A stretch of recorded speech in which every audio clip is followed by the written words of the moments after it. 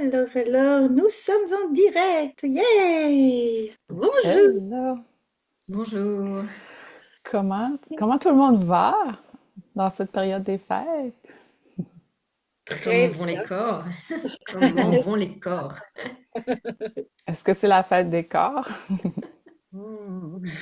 Où est-ce qu'on leur Donc, fait leur fête? il y a ça. Donc, c'était quoi notre thème aujourd'hui? Arrêter de se battre avec son corps, cesser le combat avec son corps. Je me souviens plus Ouais. la formulation.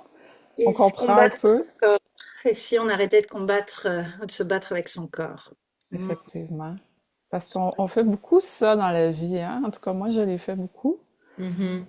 Et Et c'est drôle parce que j'avais ce sujet et tout de suite j'ai pensé à toutes les fois où, vous savez, quand on est malade ou on a quelque chose avec le corps et on se force à vivre normalement, comme Hmm. si ce truc qu'on était en train de vivre n'était pas là. Donc, combien de fois j'ai été, par exemple, avec une grippe ou un rhume ou quoi que ce soit et essayer de continuer tout le temps. Donc, c'est absolument inefficace et c'est très violent pour le corps, en fait, quand on fait ça. Mhm. Euh, donc, je suis encore en train d'apprendre à vraiment arrêter ou ralentir énormément quand j'ai quelque chose avec mon corps. C'est un apprentissage, mais cette complicité-là avec le corps et le fait de l'écouter, ça change énormément et ça va changer sur la durée de ce qui est en train de se produire aussi, Hmm. dépendamment de ce que c'est. Le fait d'accepter, d'accueillir et de ne pas être en combat et en réaction contre ce qui se passe. C'est ça, parce que moi j'avais ça et je l'ai toujours, hein, si je suis honnête, c'est pas, je suis pas au 100% de la perfection, et même si la perfection n'existe pas, mais on va dire dans l'écoute totale avec mon corps. Il y Mhm. a cet aspect que tu as vraiment bien illustré, c'est on continue, quoi que oui, mais si, ça je peux le faire quand même, ça c'est bon, ça va aller et tout. Et il y a aussi l'aspect de ah puis je suis malade, donc qu'est-ce que je peux faire pour ne plus l'être? Enfin, il y a forcément Mhm. un truc, c'est pas bien, c'est non, c'est Ouais. inadmissible. Putain, mais pourquoi? Ah non, j'avais un truc important ce week-end, fait chier. Enfin, il y a toujours un truc où en gros on veut changer cet état-là plutôt que de juste regarder, comme tu dis, l'accueillir, se poser, dire ok, qu'est-ce que c'est? Qu'est-ce que je perçois? Est-ce que c'est à moi? Ce genre de choses, poser des questions ou même juste reconnaître que ok, corps, t'as besoin d'une semaine où je te laisse tranquille. Ok, je t'offre une semaine de vacances où je te laisse tranquille et où t'es plus sollicité du coup du tout, quoi, sans essayer d'aller plus vite ou de le bourrer de médicaments ou de forcément chercher une solution, une réponse, etc. Et ça, pour moi, c'est encore un apprentissage. Oui, et ça fait peur, en fait, juste de Ouais, se dire, OK, j'arrête d'être productive, entre guillemets, ou peu importe. Oui, ça fait peur parce qu'on est en train de prendre du retard, etc. Oui, c'est tout qu'un changement de vision, de réussir à vraiment écouter le corps. ouais, ouais. Et comme tu dis, quand on l'écoute, il nous le rend bien. Mhm, effectivement.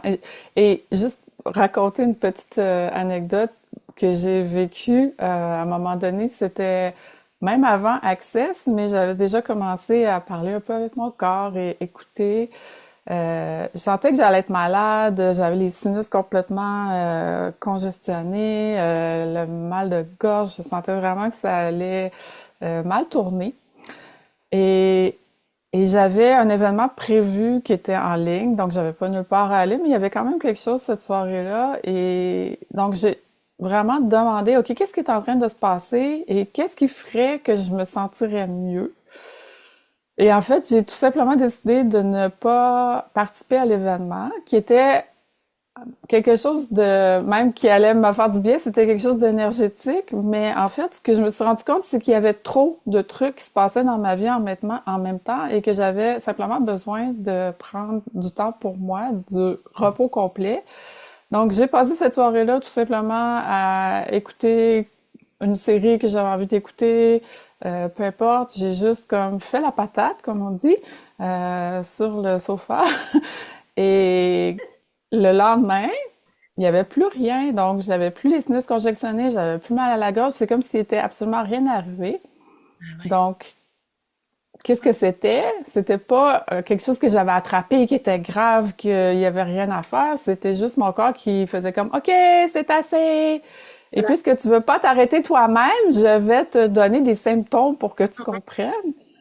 Ça. Et combien de fois on fait ça? Mm. De se créer des symptômes pour justement arrêter. Parce qu'on se donne pas le droit si on n'est pas malade, hein? C'est ça. D'aller. Mm. Et exactement, parce que quand on est, et puis même à se partir de là, tu vois, c'est de rentrer, on va souvent rentrer dans la décision où on a conclu, ah bah du coup je suis malade, bon bah du coup bah je vais annuler aussi mes trucs de demain et d'après-demain, etc. Alors que là, ton corps, il avait juste besoin d'une soirée, quoi. Il a, Ouais. et sans rentrer dans, ah bah oui, j'ai une grippe, donc du coup je vais commencer à le traiter ou à faire ceci, à faire cela. Et c'est vraiment amusant parce que moi c'est pareil. Un jour j'avais un rendez-vous, je devais aller quelque part à l'extérieur de la maison et là j'ai été prise d'une fatigue, d'un épuisement, mais épuisée. Et c'était le début où je faisais Access, donc je pose des questions et je lui dis bon bah corps, t'as envie d'y aller? Il me fait ah non on va dormir, je peux pas y aller et tout. Je fais ok bon j'annule et je me couche. Je me dis c'est bien, je suis fière de moi, j'écoute mon corps. Donc je m'allonge et là pas moyen de m'endormir et un peu alors on fait quoi? On fait quoi? On fait quoi? Alors je demande à mon corps, bah, enfin, qu'est-ce qui se passe? T'étais fatigué? Il me fait, non, non, je voulais juste pas y aller. Ok. Ok. Donc c'est intéressant de voir aussi que notre corps, en fait, il est conscient et il perçoit des choses parfois que nous, on veut pas percevoir ou qu'on ne perçoit pas encore, etc. Et qui va nous parler ou communiquer à travers tout ce qu'on vit, à travers, bah, justement, nous, il va comment on dit, il va avoir des symptômes pour, nous indiquer un petit peu dans quelle direction il veut aller, etc. Mais si, pareil, on reste dans la définition, dans la conclusion, bah, ça peut être ah, mais t'es nul, putain, j'arrive pas à dormir, bah, j'ai arrêté, enfin, j'ai annulé pour rien. Enfin, on peut tout de suite rentrer dans le jugement ou juste rester dans l'ouverture et dire ah, ok, bon, bah, du coup, qu'est-ce qu'on va faire? Je crois je suis allée me balader ou faire un truc qui était vraiment fun pour moi et pour mon corps. Et donc, c'est ça, c'est quel autre espace on pourrait avoir avec notre corps si on ne le combattait pas? Mhm. Et ça veut dire aussi un peu lui laisser les rênes. C'est autoriser à ne plus tout contrôler et ne plus tout être en mode c'est moi qui dois tout décider, je dois tout comprendre de tout ce qui se passe et savoir exactement ce qui est bien, ce qui est mal, etc. Et ça, c'est pas évident, quoi.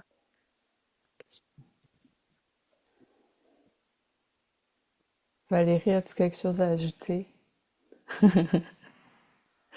Fou, ça pourrait partir dans des milliers de directions et je dirais qu'aujourd'hui, on vit dans un monde où la normalité, c'est de se battre contre son corps et de vouloir le changer à partir de il se passe telle et telle chose et c'est mal. Mhm. Ça, c'est la normalité. C'est comme si tes parents et que tu veux changer le comportement de ton enfant plutôt que de remonter à la source et poser une question. Qu'est-ce qui crée Et le personne ne fait comportement? ça. Personne ne fait ça.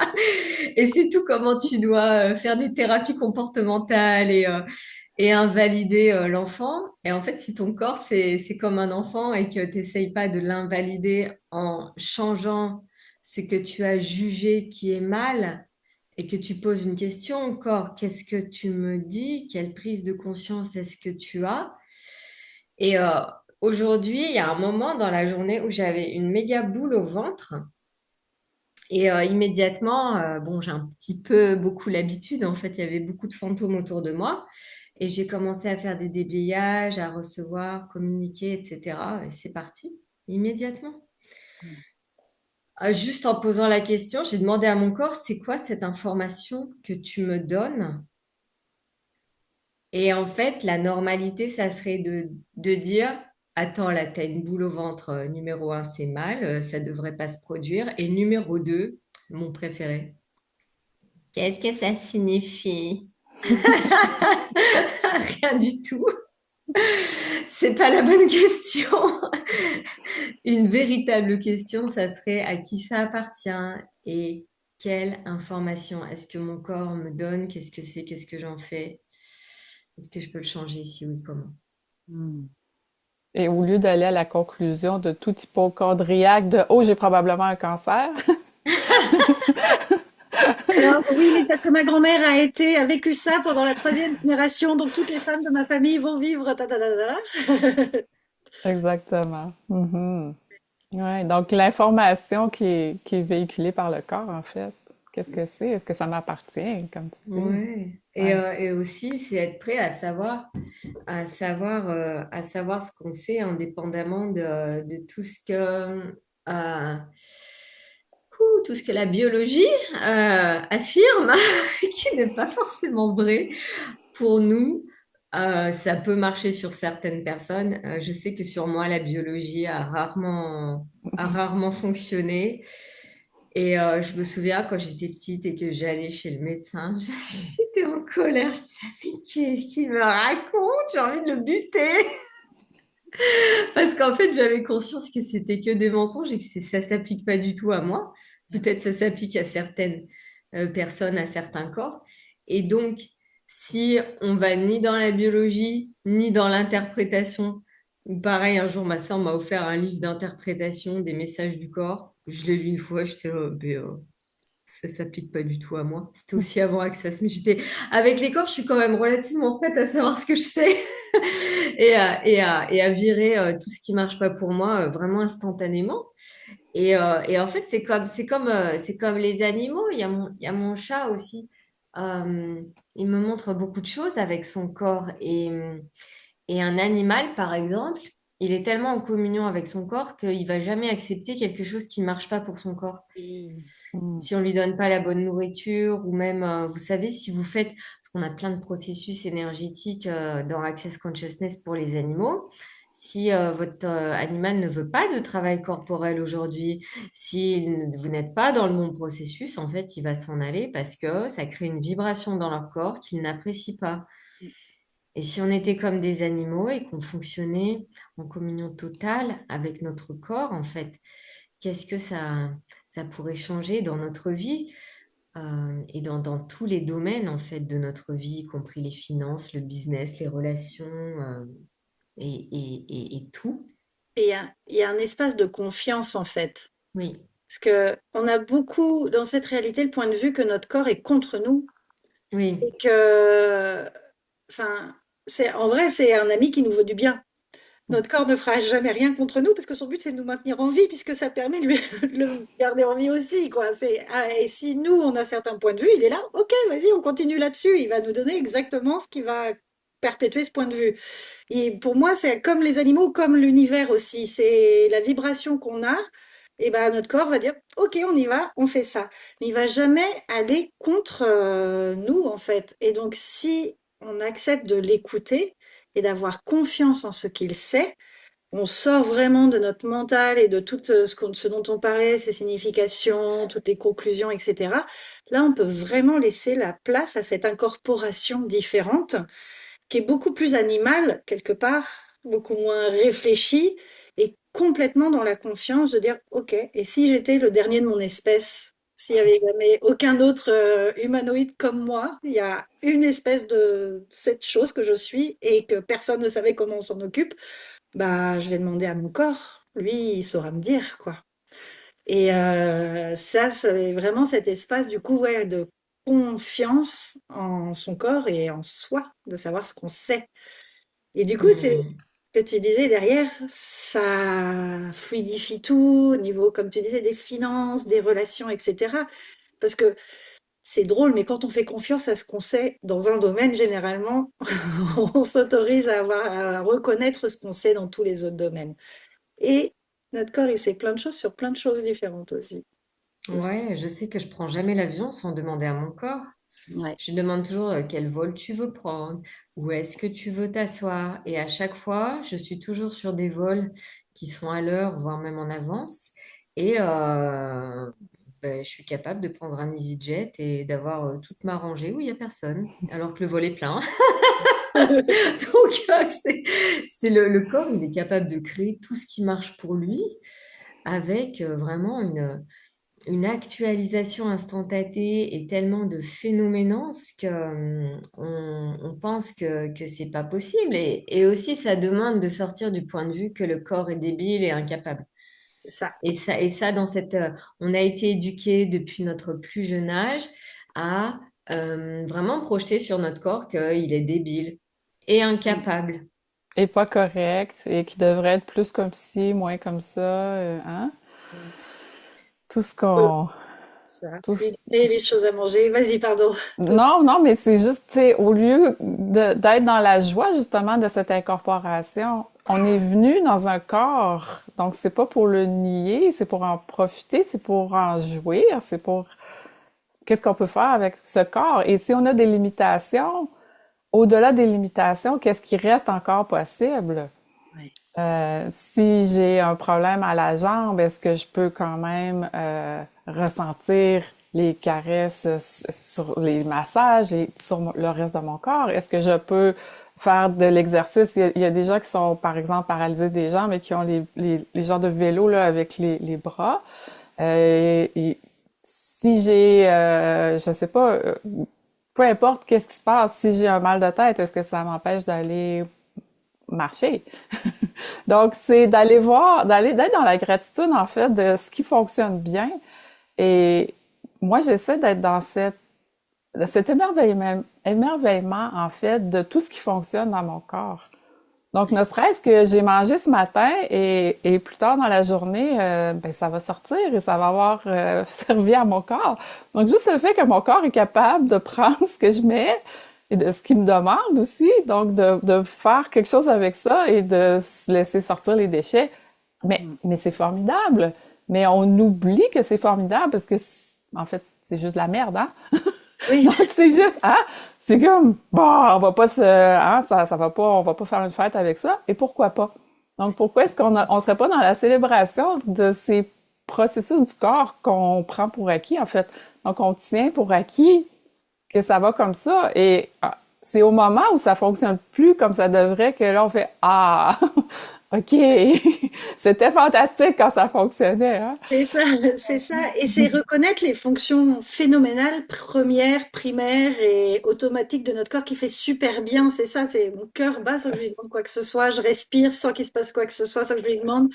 Et je sais que moi, depuis que je suis petite, c'est drôle, depuis que je suis petite, tout le monde me dit qu'il faut que je détoxifie mon foie. C'est un truc, c'est genre le truc, je sais pas pourquoi, ça doit être marqué sur mon front. Dès que je vais voir quelqu'un qui, même que ce soit traditionnel ou pas traditionnel, c'est mon foie le problème. Et du coup, j'ai une petite, je connais les plantes, je connais tout ça. J'ai déjà essayé de faire des cures, ça n'a jamais rien changé. Mon foie va très bien en vrai, hein, mais et surtout, pour la première fois cette semaine, j'ai lu un post sur Instagram qui disait, mais arrêtez de faire des cures pour détoxifier le foie et tout. Vous savez ce qui détoxifie le foie? En fait, votre corps s'est déjà détoxifié. Vous avez déjà en fait des organes qui le font. Votre corps est fait pour le foie se détoxifie lui-même en fait. Et ça, personne n'en parle. C'est bah oui, en fait, notre corps, il est pas né avec une petite boîte de suppléments. Ah, il faudrait que tu prennes ces vitamines toute ta vie parce que je suis super fort, mais par contre, ça, je sais pas faire.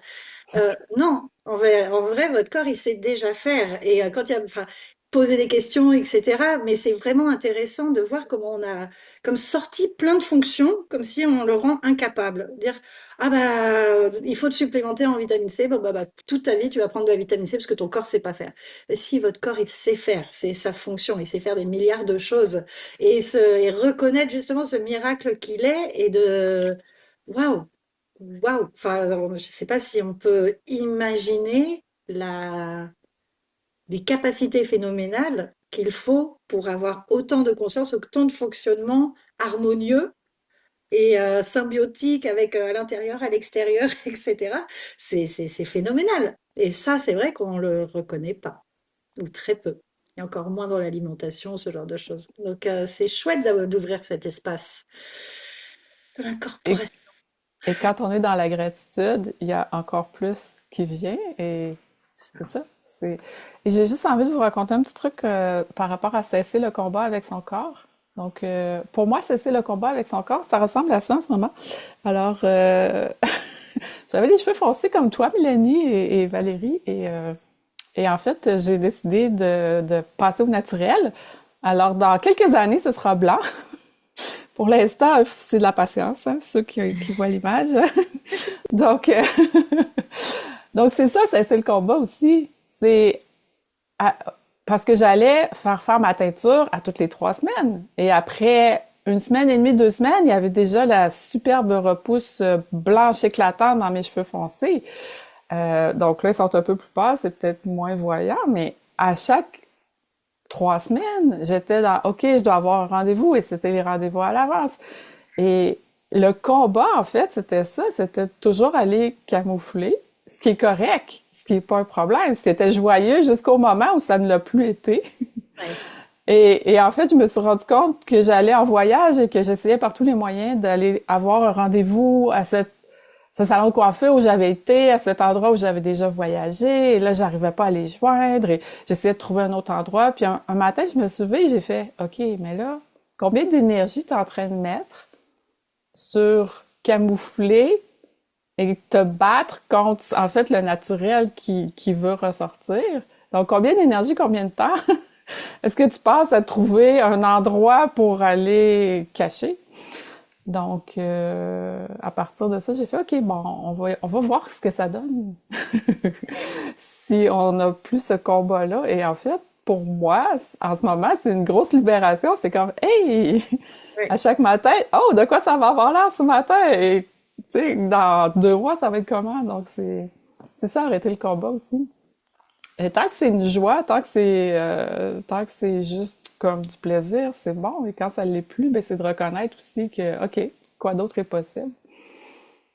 Mm. Yes. Voilà, ma petite histoire. Ouais, mais c'est chouette. Et c'est ça. Et puis, alors, du coup, on peut poser quelques questions. Dans enfin, à quel point est-ce qu'on combat son corps? Est-ce qu'on combat Mhm. son apparence? Est-ce qu'on combat comment il doit manger ou pas manger? Comment on bouge? Comment on doit bouger? Ce qu'on lui fait faire? Est-ce qu'on combat, voilà, notre image? Est-ce qu'on combat, enfin, c'est intéressant d'aller voir et de juste reconnaître et de voir l'espace et de Ouais, dire, ok, intéressant. quel Et, espace. et c'est intéressant aussi parce qu'on pense que pour changer quelque chose, il faut le combattre. Qu'on a Mhm. besoin de le combattre pour pouvoir le modifier. Et c'est exactement l'inverse, c'est laisser être qui va permettre de changer ce qu'on veut changer. Et moi, je sais que j'avais un truc, j'avais des tics avec ma peau, donc des choses que je faisais et j'abîmais ma peau à chaque fois. Et je me détestais pour ça parce que je trouvais ça moche et du coup, je manque de self-control, etc. Donc, je me jugeais de toutes les manières possibles. Et un jour, tout ce que j'ai fait, c'était à chaque fois que je le faisais, de juste voir que je faisais. Parce que j'avais essayé de poser des questions, j'avais essayé de le changer, de faire des déblayages, des processus, des trucs. Et là, juste, je disais, je fais ça au moment où je le faisais. Et c'est Sans parti, jugement. sans jugement. Mhm. Et c'est parti. Mais vraiment, en plus, super rapidement. Alors que c'est un truc que j'avais depuis l'adolescence. Et donc, c'est fou de voir que l'espace du non-jugement, de juste être présent avec ce qui se passe, peut changer tellement de choses, plutôt que de combattre, justement, plutôt que de s'opposer ou d'essayer de régler, ou quoi. Donc, comment est-ce que vous pourriez jouer avec vos corps à partir de cet espace? Mhm. Vous pourrez créer. Et ça n'arrive jamais de la façon dont on imagine que ça va arriver. Et des fois aussi, c'est pas instantané. Dans le même genre, ça faisait 3 ans que je me rongeais les ongles, mais vraiment intensivement. Et j'étais dans le jugement, et pareil, j'essayais de le cacher le plus possible, etc. Et j'ai demandé à mon corps, qu'est-ce qu'il faudrait pour changer ça? J'ai couché avec quelqu'un, et j'ai arrêté de me ronger les ongles. C'est le truc, ça n'a pas de sens. Ça n'a pas de sens du tout dans cette réalité. Mais ça a marché. Donc ça n'arrivera jamais. Et ça a mis 3 ans. Et je pense que mon corps, il me l'avait dit avant, hein. Je n'avais pas forcément écouté tout de suite. Et t'as peut-être pas eu l'info, si tu couches avec lui, tu te rangeras plus les J'ai ongles. pas eu l'info. Je savais que c'était léger et que son corps était délicieux. Voilà, parce que souvent, on attend d'avoir l'info pour y aller ou pas, de ce que ça va créer. Donc, J'ai ouais. juste suivi la légèreté et maintenant je regarde mes ongles, je suis là. Ouais. J'adore. Voilà, c'est Oh. une histoire. Ça peut paraître complètement bête et pour moi, c'est ce qui a marché. c'est ce qui était vrai pour mon corps. Et c'est au-delà de la logique. Donc, Ah c'est pas oui, logique du tout, hein, parce que aucune logique. dans quel livre ou dans quelle source d'infos tu vas avoir ça? Dans le livre sur ton corps te Il parle? n'y a pas de Peut-être pas. manuel, hein, pour te dire. Tu dois poser des questions et explorer par toi-même puisque chaque corps est unique C'est et ça. chaque corps aura une réponse entre guillemets différente. Ouais. Donc c'est notre invitation, l'invitation Oui. de l'incorporation différemment. Donc Autrement, autrement, voilà, merci. Faites c'est du la même sexe et chose. évitez de vous ronger les ongles. Et donc c'est une classe qui a lieu le... 17-18 janvier, samedi, dimanche. C'est Ça ça, s'en vient. yes. Mhm. Avec Gary Douglas, Grace Douglas et Dane Here. Et c'est la première, la toute première de cette spécialité. Elle sera unique parce que ce sera la seule facilitée par ces trois personnes. C'est un tout petit prix pour une classe avec ces trois personnes. Donc si vous hésitez ou quoi, enfin regardez si vous avez envie de vous faire une classe avec Gary, vous avez envie depuis longtemps. Regardez si c'est léger pour vous, ce que ça pourrait créer pour vous, pour votre corps, pour le monde, pour la Terre, pour l'univers. Et puis, n'hésitez pas si vous avez des questions. Et je pense qu'on doit pouvoir renouveler une licence de Oui, facilitateur de bar en oui, faisant je cette crois que classe oui. aussi, hein, Oui, puisque c'est une oui, Tout classe à avec fait. Gary, donc oui. c'est possible aussi. Et il y a des satellites. Oui, On peut rejoindre Laurence Favier, qui est pas très loin de Nancy. Et il y a un satellite en Belgique aussi, chez Anne-Florence Vandenberg. C'est ça. Donc voilà, si vous cherchez aussi à vivre cette expérience avec d'autres corps, et sinon, ça reste possible en ligne. C'est ça. Comment ça devient mieux que ça? Yes, et peut-être d'autres satellites ont Et envie peut-être d'être d'autres, créés. ouais. c'est ça. C'est encore temps. Oui. Et le seul prérequis, c'est la classe corps de 3 jours. Ouais. Cool. Yes. Ouais, chouette. À tout moment. Donc, même si ça fait plusieurs Mhm. années, c'est bon. Merci. Merci beaucoup. Merci. Et À belle une incorporation à prochaine. Oui, belle incorporation et belle incorporation en cette nouvelle année. Yes. Bientôt. À À très bientôt. bientôt. Au Merci. revoir.